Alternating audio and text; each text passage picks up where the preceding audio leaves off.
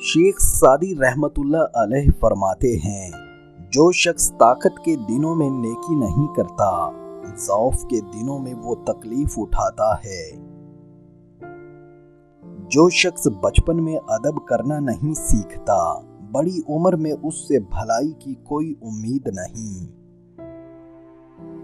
جب آمدنی نہ ہو تو تھوڑا تھوڑا خرچ کر، کیونکہ ملاح گایا کرتے ہیں کہ اگر بارش نہ ہو تو دریائے دجلہ بھی 1 سال میں خشک ہو جاتا ہے۔ کوئی شخص روزی اپنی لیاقت اور طاقت سے نہیں حاصل کرتا، اللہ سب کا رازق ہے۔ رزق کی کمی اور زیادتی دونوں ہی برائی کی طرف لے جاتی ہیں۔